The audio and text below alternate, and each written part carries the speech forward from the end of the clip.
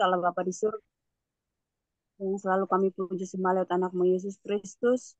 Pada siang hari ini kami boleh mengucap syukur Tuhan boleh mengumpulkan kembali di pembacaan firman selama 1 jam Tuhan. Mari Tuhan Engkau sendiri mengambil alih dalam semua setiap pembacaan kami dari awal, pertengahan hingga berakhir dengan baik. Apa yang kami baca dan merenungkan, biarlah Tuhan Yesus sendiri yang akan berperan dalam hati dan pikiran dan kebenaran boleh memerdekakan kami. Agar kami mengerti, memahami setiap apa yang kami baca Bapa. Terima kasih Tuhan, inilah doa kami serahkan dalam tangan-Mu.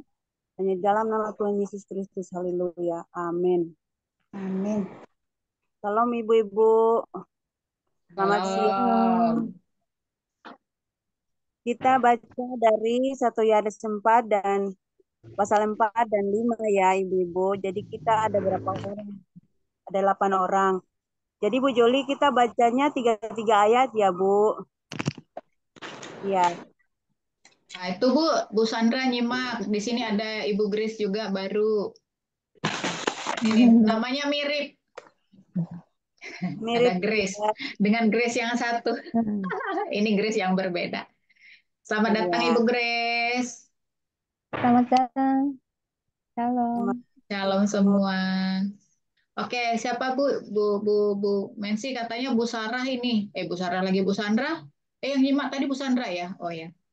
Sandra nyimak, baiklah. Jadi Urutannya pembacaan dari Ibu Christine, Ibu Christine, terus Ibu Nur Cahaya, Ibu Nur, Bu Maria Ira, Bu Maria, Bu Nace, Nace, Bu Grace, Bu Grace, Bu Sarah ikut baca Bu. Bu Bu Sarah Sarah. nyimak, Bu Sarah nyimak. Ya, berarti Bu Dede. Bu Dede ikut nggak ini atau lagi kerja di sekolah? Siapa tahu Bu Dede. Bu Dede Oh ikut iya Bu baca. Dede. Nggak tahu nih, Bu Dede ikutan baca Bu Dede. Nggak jawab Oh iya. berarti lagi di sekolah. Lalu Bu Joli baru Ya, saya. ya, Bu Mensi ya. Ya, Di baiklah. Bu Dede Kita ikutan Bu Dede. baca. Saya nyimak aja, Bu. Saya nyimak Ah, aja. ya, bener kan? Lagi di sekolah nih. Mari saya nyimak. Siap-siap. Ininya di ini ya Bu Mensi ya. Iya, Bu. Di mana? Iya, Di Zoom. Apa di chat ya? Saya bantu bacain ulang ya. Dari Bu iya. Christine, Bu Nur, Bu Maria, Bu Naceh, Bu Grace, Joli dan Bu Mensi. Bu Dede nyimak dengan Bu Sarah. Iya. Terima kasih Bu. Ya baiklah. Silahkan Bu Christine. Di unmute Bu. 1 Yohanes 4 dan sampai dengan 5. 1 Yohanes 4, roh Allah dan roh antikristus. Saudara-saudaraku yang kekasih, janganlah percaya akan setiap roh, tetapi ujilah roh-roh itu, apakah mereka berasal dari Allah, berasal dari Tuhan, sebab banyak nabi-nabi palsu yang telah muncul dan pergi ke seluruh dunia. Demikianlah kita mengenal roh Tuhan.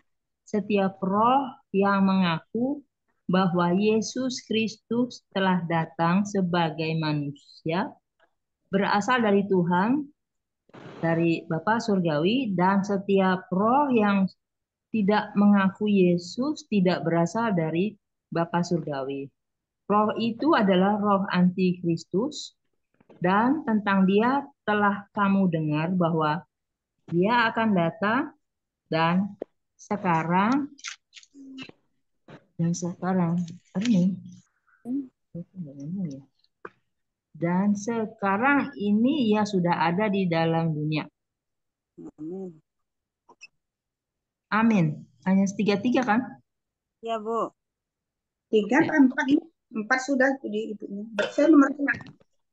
Sekarang Ayatnya. nomor 3. 4 itu kamu berasal dari. Oh, jadi saya 4 ya. Ayat 4. Kamu berasal dari Allah, anak-anakku, dan kamu telah mengalahkan nabi-nabi palsu itu.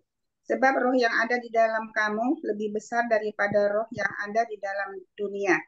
Mereka berasal dari dunia, sebab itu mereka berbicara tentang hal-hal duniawi dan dunia. Mendengarkan mereka. Kami berasal dari Allah. Barang siapa mengenal Allah, ia mendengarkan kami. Barang siapa tidak berasal dari Allah, ia tidak mendengarkan kami. Itulah tandanya roh kebenaran dan roh yang menyesatkan. Allah Allah adalah, sudah ya? 3 Bu. Oh ya, amin. Allah adalah kasih. Ayat 7, 1 Yohanes 4 ayat 7. Saudara-saudaraku yang kekasih, marilah kita saling mengasihi, sebab kasih itu berasal dari Allah, dan setiap orang yang mengasihi lahir dari Allah dan mengenal Allah. Ayat 8, barang siapa tidak mengasihi, ia tidak mengenal Allah, sebab Allah adalah kasih. Ayat 9, dalam hal inilah kasih Allah dinyatakan di tengah-tengah kita, yaitu bahwa Allah telah mengutus anaknya yang tunggal ke dalam dunia, supaya kita hidup olehnya. Amin. Lanjut. Amin. 10 sampai 12, demikian bunyi firman Tuhan. Inilah kasih itu, bukan kita yang telah mengasihi Allah, tetapi Allah yang telah mengasihi kita, dan yang telah mengutus anaknya sebagai pendamai bagi dosa-dosa kita. 11. Saudara-saudaraku yang kekasih, jikalau Allah bisa demikian mengasihi kita, maka haruslah kita juga saling mengasihi. 12. Tidak ada seorang pun yang pernah melihat Allah. Jika kita saling mengasihi, Allah tetap di dalam kita dan kasih-Nya sempurna di dalam kita. Amin.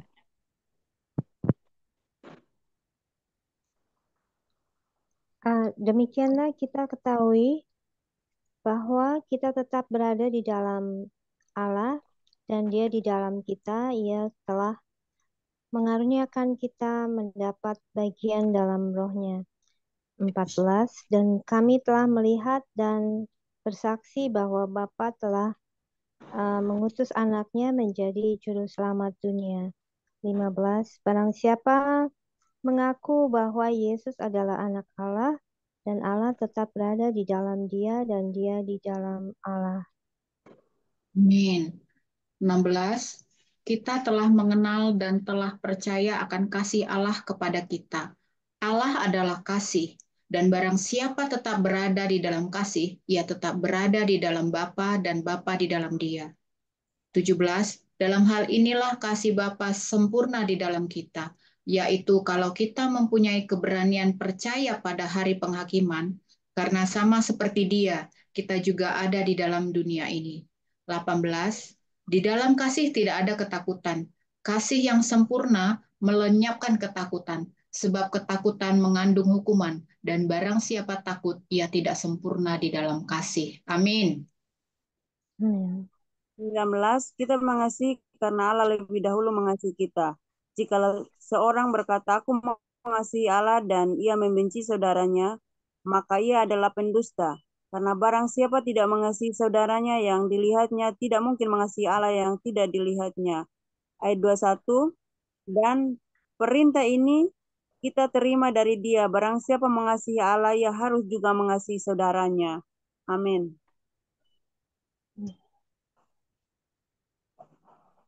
Bu Christine, silakan Bu. Oh iya, saya lagi. 1 Yohanes 5 ayat 1 sampai 3. Iman mengalahkan dunia. Setiap orang yang percaya bahwa Yesus adalah Kristus, lahir dari Bapa, dan setiap orang yang mengasihi Dia yang melahirkan, mengasihi juga Dia yang lahir daripadanya. Inilah tandanya bahwa kita mengasihi anak-anak Bapa, yaitu apabila kita mengasihi Bapa serta melakukan perintah-perintahnya. Sebab inilah kasih kepada Bapa, yaitu bahwa kita menuruti perintah-perintahnya. Amin.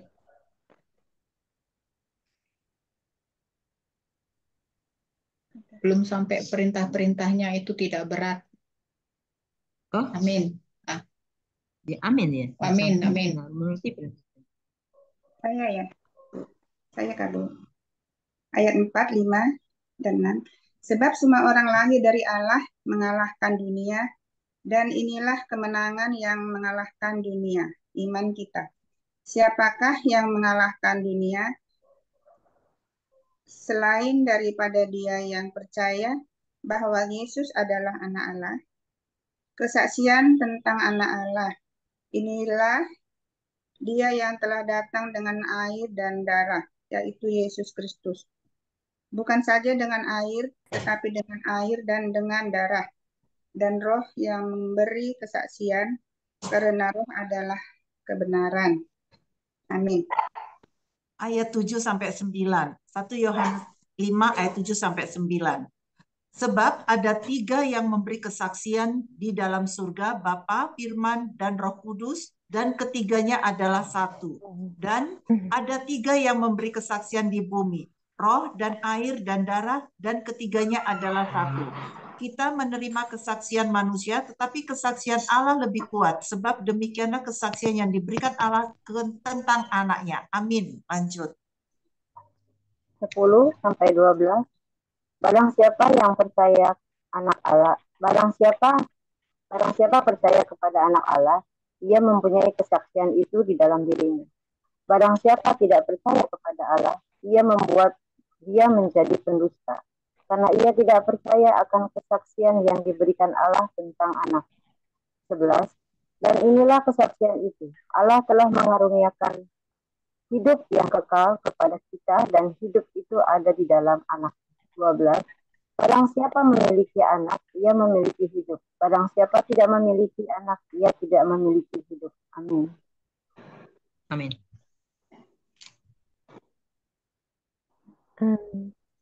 Pengetahuan akan hidup yang kekal. 13. Semuanya ini kutuliskan kepada kamu supaya kamu yang percaya kepada nama anak Allah tahu bahwa karena memiliki hidup yang kekal. 14. Dan inilah keberanian percaya kita kepadanya, yaitu bahwa ia mengabulkan doa kita jikalau kita menerima sesuatu kepadanya.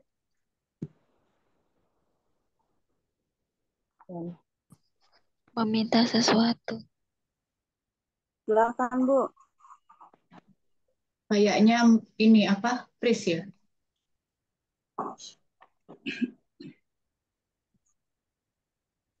Pris. Kayaknya Fris. Bu Grace-nya Fris. Saya sambung ya. Ya, Bu. Udah Bu Grace. Oke, sorry Bu Grace tadi Fris. Ulang lagi, Bu. Oh, yang nomor ayat berapa ya? Pengetahuan akan hidup yang kekal. Yang 13. Hilang kan? Nah, ini Ya, masuk udah. lagi. Ini masuk lagi sebentar, tanya dulu. Mental Bu Grace-nya. Bu Grace mau baca ulang? Ayat 13 ya? Tadi Ya. sampai berapa? Semuanya itu kutuliskan kepada kamu supaya kamu yang percaya kepada nama anak Allah tahu bahwa kamu memiliki hidup yang kekal. 14. Dan inilah kebenaran percaya kita kepadanya, yaitu bahwa ia mengabulkan doa kita jikalau kita menerima sesuatu kepadanya menurut kehendaknya. 15. Dan Meminta, Bu. Meminta. Jikalau kita meminta sesuatu. Jikalau kita meminta sesuatu kepadanya menurut kehendaknya. 15. Dan jikalau kita tahu bahwa ia mengabulkan apa saja yang kita minta, maka kita juga tahu bahwa kita telah memperoleh segala sesuatu yang telah kita minta kepadanya. Amin. Amin. 16, 17, 18. Kalau ada seorang melihat saudaranya berbuat dosa, yaitu dosa yang tidak mendatangkan maut, hendaklah ia berdoa kepada Allah, dan Dia akan memberikan hidup kepadanya, yaitu mereka yang berbuat dosa yang tidak mendatangkan maut. Ada dosa yang mendatangkan maut.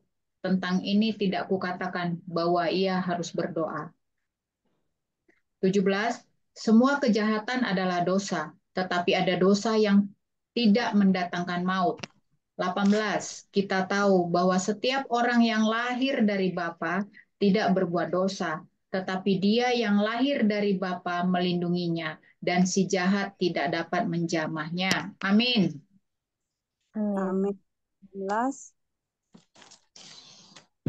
Kita tahu bahwa kita berasal dari Allah dan seluruh dunia berada di bawah kuasa si jahat.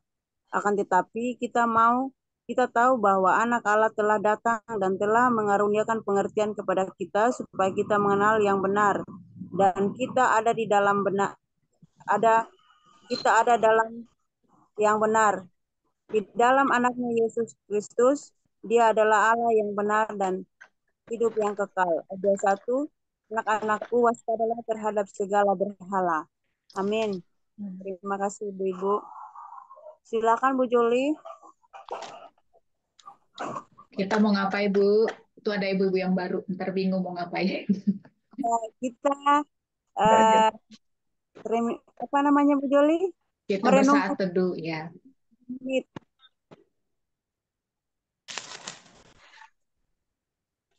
Bu, ya, jadi Bu-Ibu setelah ini kita akan saat teduh dulu ya, beberapa menit.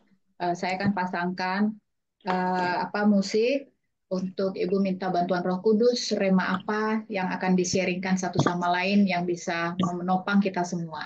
Sebentar ya. Ya.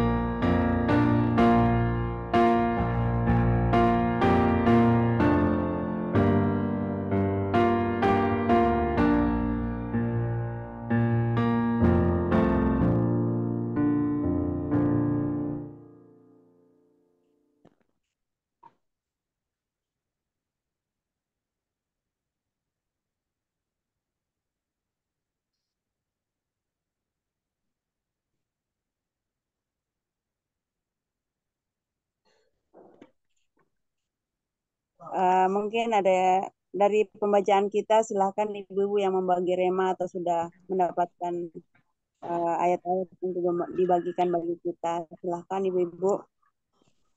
Shalom, saya Maria Ira. Saya dapat untuk di sini, untuk semuanya, 1 Yohanes 4 ayat 7. Dan di sini dikatakan, saudara-saudaraku yang kekasih, marilah kita saling mengasihi, sebab kasih itu berasal dari Allah. Dan setiap orang yang mengasihi lahir dari Allah dan mengenal Allah. Berarti kita yang ada di grup ini harus saling mengasihi satu dengan yang lain. Jangan sampai ada hal-hal yang lain yang bisa merusak kasih persaudaraan itu. Kita tahu kan siapa yang paling rajin, yang ingin menghancurkan kasih persaudaraan itu, yaitu si tanduk-tanduk itu. Maka setiap ada intimidasi dari si tanduk dan kita sudah mengetahui bentuk apa intimidasinya, kita patahkan. Biar tetap kita bisa dalam satu kesatuan dalam untuk pembacaan Alkitab. Itu yang kudapatkan. Amin. Yes, amin. Saya nyambung Bu Mensi. Ibu-ibu, buka deh camnya. Nanti dibuatin video kayak kemarin, keren kan? Tuh ada tukang syuting kita di sini nih. Baik, saya tuh nyambung ke Bu Maria ya soal roh. di 1 Yohanes 4 ayat 4, tapi saya yang B. Mana tadi ya? 4 dulu saya bacain ya. 1 Yohanes 4 ayat 4. Kamu berasal dari Allah, anak-anakku, dan kamu telah mengalahkan nabi-nabi palsu itu. Sebab roh yang ada di dalam kamu lebih besar daripada roh yang ada di dalam dunia. Saya sambung lagi ke 6. Kamu berasal dari Bapa, barang siapa mengenal Bapa, yang mendengarkan kami. Barang siapa tidak berasal dari Bapa, ia tidak mendengarkan kami. Itulah tandanya roh kebenaran dan roh yang menyesatkan. Jadi ibu-ibu, suatu hari saya ketemu sama satu hamba Tuhan ya. Seperti ibu-ibu ketahui, saya ini kan bukan orang yang eh, senior ya dalam dunia kerohanian ya, seperti Bu Yu. Seperti itu. Saya juga memang baru mengenal Kristus benar-benar itu juga ketika Corona. Nah, jadi Bapak itu bilang, suatu hari saya menceritakan kisah saya bahwa saya masuk dalam satu komunitas, kemudian saya tidak tahu ya, setelah mengalami perjalanan hidup di dalam dunia kerohanian, eh, itu tadi ya, ini persoalan roh. Bapak itu bilang waktu saya curhat bahwa saya sudah tidak nyaman lagi Pak di komunitas itu, gitu kan. Suatu hari saya pernah masuk ke komunitas itu, tetapi rohnya saya itu tidak klik, saya tidak merasakan damai sukacita di situ, gitu kan. Akhirnya saya memutuskan untuk keluar, mundur. Saya bilang begitu, ya kan. Lalu saya menyadari saya tidak punya konflik sama sekali, tidak ada konflik apapun gitu. Tetapi Bapak itu bilang, berarti Ibu sudah bisa membedakan roh, katanya. Maksudnya gimana, Pak? Iya, eh, Ibu punya karunia membedakan roh. Nah, seperti itu gitu ya Ibu-ibu ya. Jadi memang setiap saat saya itu selalu minta kepada Tuhan. Saya itu ketika saya sudah mengenal Tuhan, saya mau benar-benar mengenal Tuhan itu benar-benar tulus. Tidak mau ada udang di balik batu. Karena itu memang keinginan dasar hati saya. Tuhan tidak membiarkan saya kekurangan gitu ya. Jadi saya punya kerinduan yang dalam, kerohanian saya benar-benar bertumbuh seperti itu. Nah, Tuhan memang tuntun saya bagaimana saya bisa bertemu gitu ya, dan bertemu dengan orang-orang yang membawa saya bertumbuh, termasuk juga dibiarkan juga saya mungkin mengenal hal-hal yang lain yang tidak sesuai itu untuk mengasah roh saya rupanya gitu ya. Nah, ketika saya menyadari gitu ya bahwa ini tadi kalau kita berasal dari anak Tuhan, Tuhan itu pasti pasti dia tidak akan membiarkan kita jatuh benar-benar jatuh sampai terperosok, itu enggak, dia pasti akan tarik. Nah, seperti itu. Jadi saya merasa eh, roh saya tidak klik dengan komunitas itu, akhirnya saya keluar gitu ya. Tidak ada damai sejahtera seperti itu di dalam komunitas itu. Walaupun ujung-ujungnya saya tahu pada akhirnya, oh seperti ini, oh pantas, pantas. Jadi banyak hal yang disingkapkan yang membuat saya menyadari bahwa kenapa memang saya tidak bisa lagi masuk di komunitas itu gitu, karena sudah tidak klik dengan apa roh saya gitu, yang saya sendiri menyadari tujuan saya itu apa gitu, dan Tuhan itu tahu gitu ya, dia bisa baca kan arahnya kita itu mau apa seperti itu. Dan ini tadi itulah tandanya roh kebenaran dan roh yang menyesatkan seperti itu. Jadi bukan orang lain, tidak pernah orang lain membisikkan apa-apa kepada saya gitu ya mengenai satu komunitas, tidak ada. Saya nggak pernah dengar ini, dengar itu, enggak. Tapi Tuhan sendiri yang singkapkan dengan cara-caranya seperti itu. Dan saya merasa bersyukur gitu loh bahwa Tuhan membantu saya untuk belajar membedakan roh seperti itu. Dan itu membuat saya menjadi waspada, termasuk juga dalam hal ketika bergaul dan ataupun bertemu dengan hamba-hamba Tuhan. Sekarang kan seperti dibilang banyak nabi-nabi palsu kan seperti itu ya. Kalau kita tidak menggunakan hikmat kita dan kita terlalu terpesona, kita bisa terjerembab. Itu dari pengalaman saya, terjerembab ke dalamnya seperti itu. Nah, disitulah peran Roh Kudus itu tadi. Jadi ketika sudah lahir baru, membaca firman, mengisi roh kita ini dengan roh Tuhan gitu ya, pujian penyembahan, terus mengundang Roh Kudus di dalam diri kita, ternyata di dalam menjalani kehidupan itu roh itulah yang membantu saya supaya benar-benar ini membawa kamu akan ke dalam ke sini seperti itu. Jadi saya melihat bahwa oh ini ya roh apa namanya, roh kebenaran dan roh yang menyesatkan. Nah, seperti itu Ibu-ibu ya, salah satunya hubungannya juga dengan kasih sebenarnya ya, bahwa apa bertemu dengan orang, kita banyak Kristen di sini, tapi kita nggak usah ini juga kan, apa ya, banyak Kristen orang yang saya kenal seperti itu, banyak yang mengaku oh saya hamba Tuhan gitu ya, tetapi dalam realitanya hanya pengakuan dari mulut, tetapi kasihnya nggak nampak. Kasihnya itu nggak nampak, atau mungkin lebih tepatnya cenderungnya egois gitu kan ya. Nah, seperti itu. Jadi kadang-kadang perlu tanya sama diri sendiri. Kita nggak usah menghakimi orang lain, tapi tanya pada diri sendiri. Apakah aku eh, mengasihi Allah? Kalau aku mengasihi Allah, semestinya aku juga punya rasa yang berbelas kasih kepada sesama, punya rasa empati kepada sesama. Nah, seperti itu. Itu aja sharing saya, Ibu. Siapa tadi? Oh, Ibu Mensi. Terima kasih, Ibu. Silakan yang lain sambung. Terima kasih Bu Juli, lengkap dan luar biasa. Terima kasih juga Bu Maria Ira untuk penjelasannya mengenai kasih ya. Jadi memang kasih itu mempersatukan kita semua ya. Kasih itu yang membuat kita semakin bertumbuh di dalam iman ya. Terima kasih. Silakan ibu-ibu yang lain. Mungkin Bu Yohana, silakan Bu. Di unmute. Aku lagi nyetir Mensi di Mak dulu. Sama. Di Mak. Baik ya Bu. Ya, silakan ibu-ibu. Bu Dede, silakan sudah siap.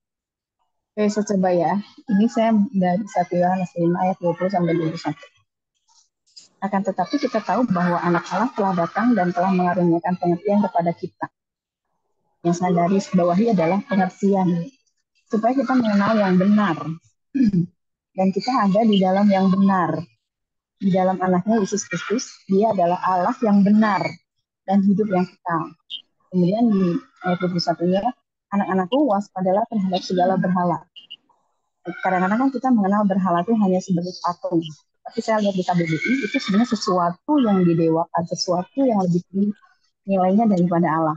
Ini saya lagi belajar mengenai berhala ya. Ternyata di kehidupan kita tuh ada banyak sekali berhala yang kadang-kadang kita tuh jadi nggak ngerti gitu apakah itu benar berhala atau bukan. Salah satu di antaranya adalah kesuksesan, kemenangan, pengaruh, kemudian privasi. Ternyata privasi itu adalah satu berhala. Kemudian ada penguasaan diri yang berlebih. Jadi lebih ke apa ya? Terlalu apa ya kalau dibilang, dia tuh serba takut ini, takut itu, akhirnya larinya jadi ke sana. Jadi kadang-kadang kita tahu ya, ini Tuhan juga kan sudah mengingatkan kita waspadalah terhadap berhala. Terus mungkin kita bisa introspeksi diri sendiri. Kira-kira apa nih yang menjadi berhala bagi kita? Dan kalau misalnya itu menjadi berhala bagi kita, ya bagian kita, saya secara pribadi, kita harus bertobat ya, mulai dari sekarang. Kira-kira apa nih yang lebih nilainya daripada Allah? Kalau memang itu yang lebih nilainya daripada Allah, mari kita sama-sama introspeksi, untuk akhirnya kita membuang itu, sehingga Tuhan berkenan. Karena di ayat sebelumnya juga diperjelas di sini bahwa supaya kita mengenal yang benar.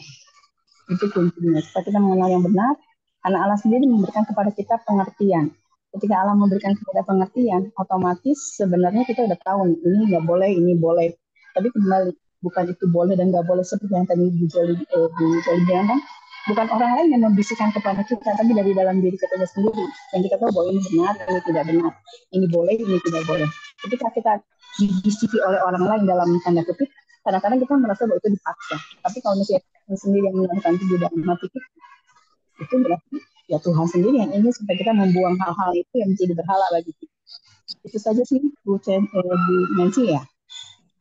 Ya Bu Dede, benar-benar Bu. Jadi harus setiap hari ya, berhala itu kan memang bukan hanya berhala seperti itu, tapi kadang-kadang kita menghalalkan segala cara ya. Maksudnya berhala seperti suka main HP berlebihan, makan berlebihan juga kadang-kadang berhala juga sih, melupakan Tuhan Yesus ya untuk benar-benar. Bu ya. Terima kasih Bu Dede sudah. Dan tiap hari juga kita harus belajar untuk bertobat setiap hari ya. Jangan tunggu hari Minggu saja baru kita ke gereja. Tapi tiap hari memang kita harus berdoa minta ampun sama Tuhan. Terima kasih Bu Dede sudah lengkap. Silakan Ibu-ibu. Mungkin Bu Sofi, Bu Nur, Bu Sandra. Bu Lampita, silakan Ibu. Kalia, Bu Lampita sudah unmute kok. Sudah buka mute-nya, berarti mau beri kesian ya, Bu. Nah.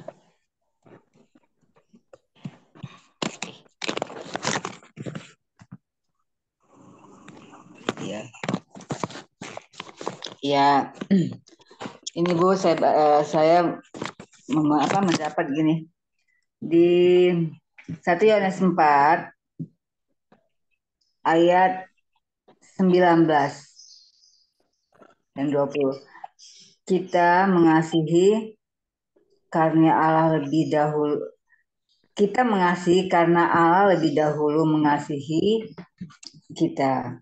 Jikalau seorang berkata, aku mengasihi Allah, dan ia membenci saudaranya, maka ia adalah pendusta. Terus, karena barang siapa tidak mengasihi saudaranya yang dilihatnya, tidak mungkin mengasihi Allah yang tidak dilihatnya. Dan perintah ini kita terima dari dia, barang siapa mengasihi Allah, ia harus juga mengasihi saudaranya. Ya Bu, ini ayat emang seringkali menjadi tema kita gini. Di keluarga sendiri ya Bu ya. Kadang-kadang kita suka jengkel ya Bu ya. Misalnya untuk hal-hal yang kecil. Kadang dia merasa lebih dari kita memang dia lebih dari kita.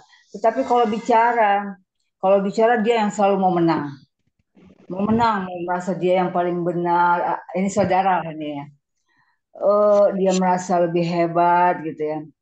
Kadang-kadang itulah yang suka membuat keributan gitu. Tetapi karena kita sudah mengenal Tuhan dan kebenarannya, kita harus mengalah ya, mengaku, ya, saya mengasihi dia sehingga saya harus mengalah ya, dan mengingatkan padanya, kalau kamu itu tidak perlu seperti gitu, tidak perlu sekeras itu menghadapi saudara-saudaramu.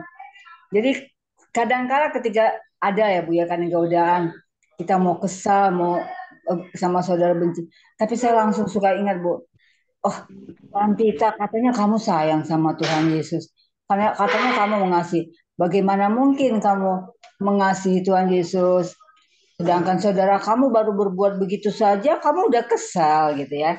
Jadi saya suka diingatkan sama Tuhan.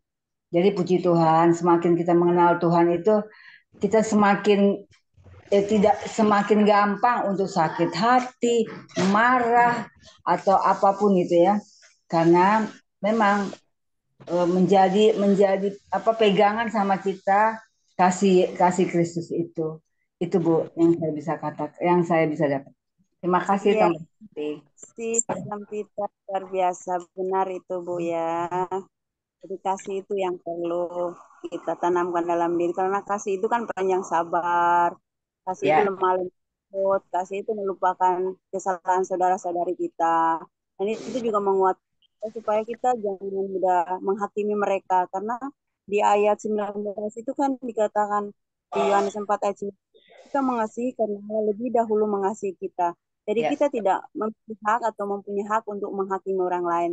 Tapi kalau kita dengan penuh kerendahan hati ketika saudara-saudara kita yang mungkin sengaja maupun tidak sengaja sudah melukai hati kita atau salah berbicara atau memang karena dia emosional jadi bicaranya kurang tepat untuk hati.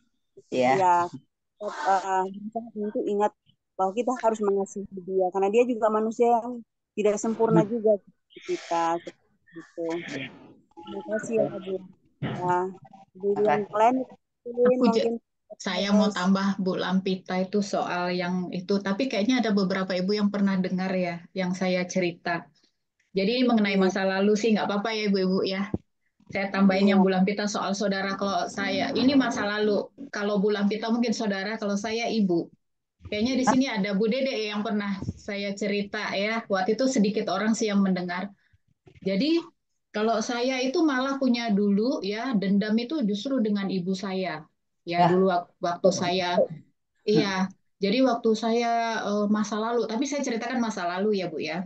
Jadi ibu saya itu kan kalau ngomong itu kan kasar gitu ya, bahkan bisa melukai hati. Dan saya ini adalah korban sebenarnya ya.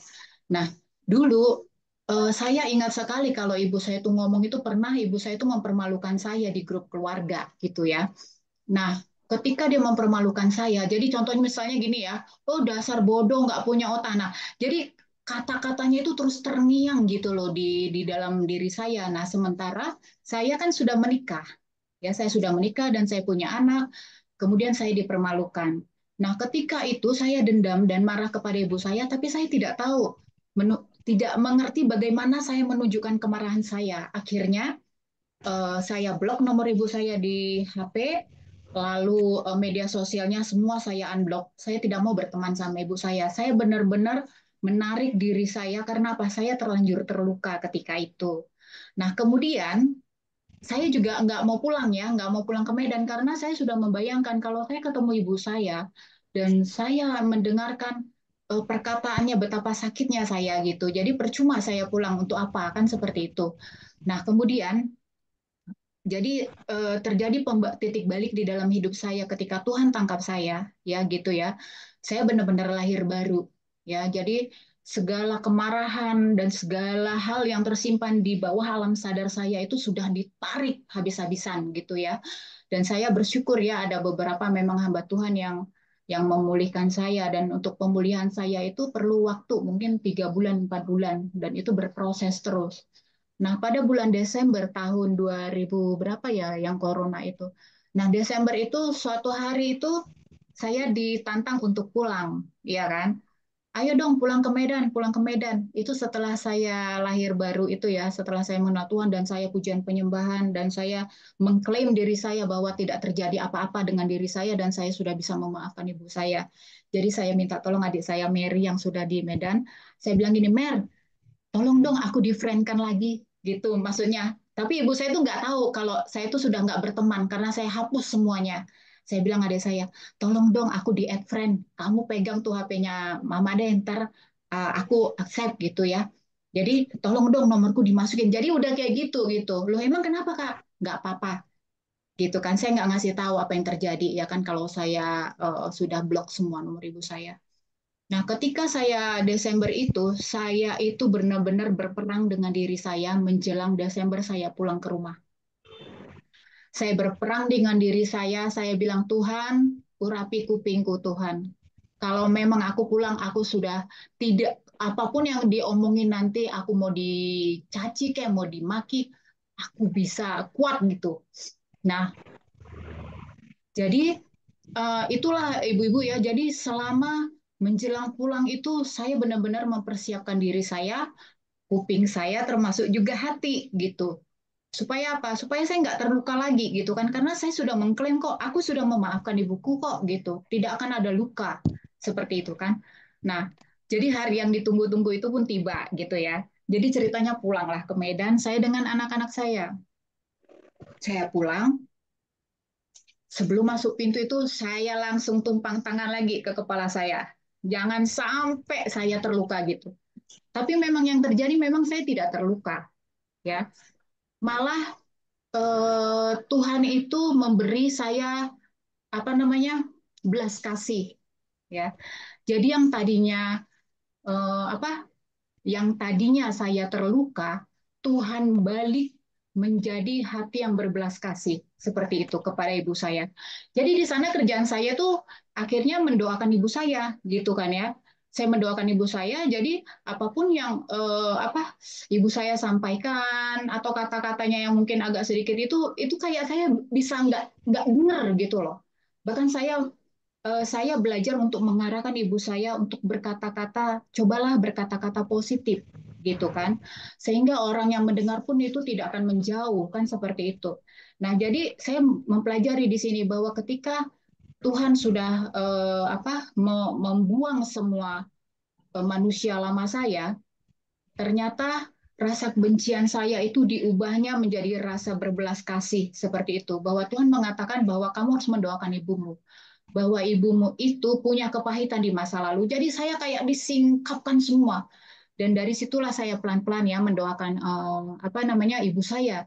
Nah, ternyata upah dari mendoakan ibu saya itu memang hasilnya luar biasa, ibu-ibu ya. Bukan cuman ibu saya yang pelan-pelan saya lihat mengalami perubahan ya, tapi pelan-pelan adik, keluarga besar, bahkan adik saya yang paling bontot itu juga Tuhan ubahkan semua. Artinya apa? Yang tadinya sakit Tuhan sembuhkan seperti itu. Jadi itu tadi yang soal kasih ya. Memang kasih itu kalau memang tidak benar-benar tulus kita lepas, tidak akan ada pembalikan keadaan. Kalau cuman sekedar mulut aja aku mengasihimu, aku mengampunimu, tapi ternyata tidak seiring dengan perbuatan, hasilnya akan sia-sia. Nah, saya menikmati itu, saya menikmati kuasa daripada pengampunan, kuasa dari pemaafan. Tuhan membalikan keadaan dan saya tidak punya dendam lagi kepada ibu saya. Saya malah bisa mendoakan adik saya mendoakan ibu saya, dan Tuhan memberikan rasa belas kasih kepada saya atas apa yang terjadi dengan masa lalu saya. Itu aja ibu-ibu. Terima kasih kepanjangan. Oh, terima kasih Bu Joli kesaksiannya. Memang kasih itu luar biasa ya. Ya mungkin saya sambung sedikit, saya juga pernah mengalami yang namanya kepahitan dalam diri sendiri ya, tidak mau mengampuni sesama.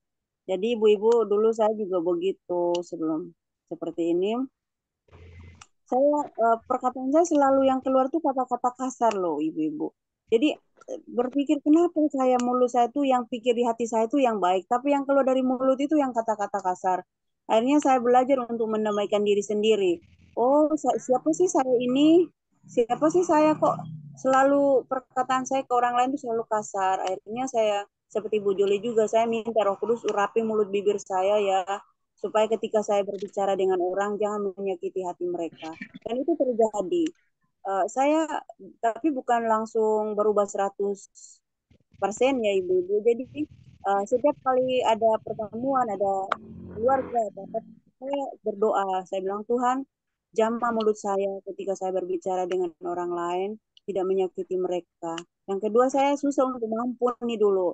Saya susah banget untuk mengampuni orang lain. Sedikit mereka membuat saya kesal, itu saya akan dibawa bertahun-tahun. Seperti itu. Akhirnya saya baru menyadari bahwa kasih itu memang luar biasa ya, setelah belajar, setelah banyak membaca firman, saya baru mengerti kasih itu kan melupakan kesalahan orang lain, mengasihi orang lain ya, lemah lembut ya. Tapi kebalikannya, saya setiap hari saya bahwa di masa lalu saya dulu tuh memang benar-benar uh, tidak bagus ya. Setelah mengenal Tuhan, setelah membaca firman, merenungkan mengenai kasih, pengampunan, saya baru menyadari bahwa wow, masa lalu itu luar biasa ya. Menyakitkan sekali, memalukan sekali buat saya. Tapi dengan membaca firman, kebenaran yang ada, akhirnya saya paham bahwa terus belajar untuk mengasihi itu luar biasa memang. Terima kasih Ibu-Ibu. Terima kasih Bu Joli. Mungkin Ibu-Ibu yang lain silakan. Bu Sofi mungkin. Silakan Bu. Mak dulu Ibu, maaf terlambat tadi bangun tidur. Oh iya. Kalian di mobil ya sama Bu Yo juga. Mungkin ibu-ibu yang lain yang mungkin kesaksian juga boleh. Saya ya dapat ya. Ya Ibu. Sandra. Ya Bu Sandra, silakan. Saya dapat di 1 Yohanes 5 ayat 15. Kalau kita tahu bahwa Dia menghapuskan apa saja yang kita minta, kita juga tahu bahwa kita telah memperoleh segala sesuatu yang telah kita minta kepadanya. Di situ kita boleh kita punya iman yang cukup untuk kita apa yang kita sudah minta, kita percaya bahwa kita sudah menerimanya. Ada korelasinya dengan Markus 11 ayat 20 berapa ya 24 gitu ya. Jadi apa yang kita doakan eh, kita baca ya sebentar. Saya buka sebentar. Markus 11 ayat 24 kalau nggak salah. Ya, boleh sebentar ya, sebentar ya,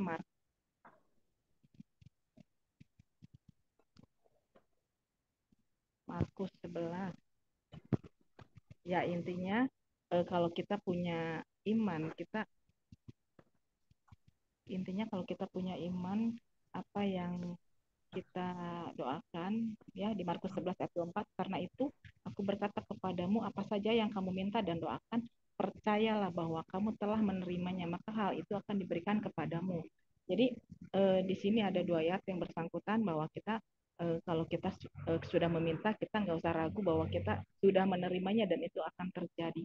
Kita imani aja bahwa itulah janji Tuhan. Itu yang saya dapat, Bu Mensi. Terima kasih. Ya Bu Sandra, terima kasih sudah menguatkan kita semua ya. Benar. Silakan Bu Nur. Terima ada Ibu.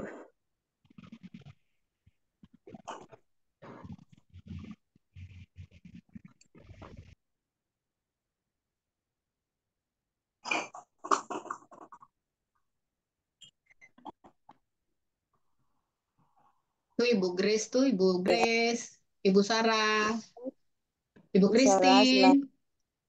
Oh, Bu Eri ada yang Ada belum Bu Bu Eri. Bu Christine. Saya yang tadi dibaca aja kali ya. Silakan Bu.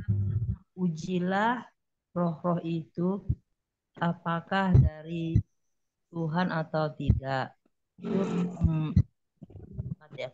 Kalau yang 1 Yohanes 5 pasalnya tadi mematuhi perintah-perintahnya. 1 Yohanes 5, setiap orang yang percaya.